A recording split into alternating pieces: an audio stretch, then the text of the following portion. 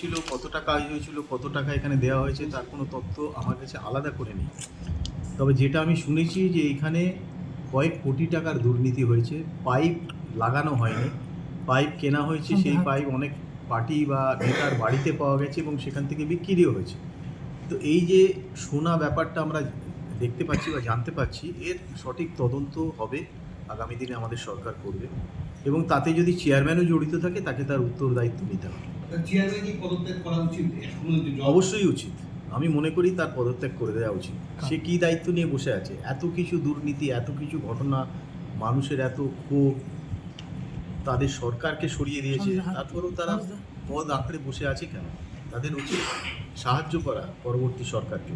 তারা যদি সত্যিই মামাটি মানুষের সরকারের প্রতিনিধি হন, তাহলে তাদের রাজনীতির ঊর্ধ্বে উঠে এবার এই সরকার যে মানুষের জন্য কাজ করতে চাইছে তার পাশে থেকে তাদের সাহায্য করা উচিত পদত্যাগ করে। এমনি পাশে যে সার্ভে যেগুলো করলেন জেলাতে তাতে কি দেখলেন? হ্যাঁ, যে সার্ভেগুলো করেছি সেখানে আমি দেখলাম যে কয়েকটা জায়গায় কাজ আটকে আছে। তো আমাদের তো কাজগুলোকে ত্বরান্বিত করতে হবে মানুষের জন্য, মানুষের স্বার্থে। সেই জন্য আমরা একটা প্ল্যানিং করেছি যে কোন কোন কাজগুলোকে আমরা ইমিডিয়েট ছাড়বো, এগোতে দেবো, এগুলো অনেকটা এগিয়ে হয়ে আছে। এবং তার জন্য ফান্ড রিলিজ করার আগে আমরা ভালো করে জেনে নেব যে সেই কাজটা যতটা হয়েছে ততটা ঠিক মতন হয়েছে কিনা। শুধু কাগজে কলমেই রয়ে গেছে অথচ কাজ হয়নি, এরকম যেন না হয়। তার জন্যে দপ্তরের যারা ভারপ্রাপ্ত আধিকারিক আছেন তাদেরকে নির্দেশ দেওয়া হয়েছে যে তারা যেন সেইখানে গিয়ে ওই কাজগুলোর তদারকি করে দেখে নেন যে কাজটা ঠিক মতন হয়েছে, কমপ্লিট হয়েছে যতটা তারা বলছে, এবং তার সঙ্গে কোনো কোয়ালিটি কম্প্রোমাইজ হয়নি। তাকে সার্টিফাই করবে তারা লিখিতভাবে আমাদের কাছে। সেই অনুযায়ী আমরা আগামী দিনে বাকি কাজটা করার জন্য তাদের ফান্ড রিলিজ করব। মাটি সরকার সেখানে জলের ক্ষেত্রেও কি চুরি? হ্যাঁ, তো মামাটি মানুষ নাম দিয়ে তারা এতদিন মামাটি মানুষকে লুট করেছে।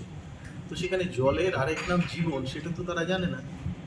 জলেতেও চুরি করছে, তার মানে তাদের নৈতিকতা, মানবিকতা তার বোধহয় 1% আর অবশিষ্ট নেই কোনো নেতা নেত্রীর মধ্যে।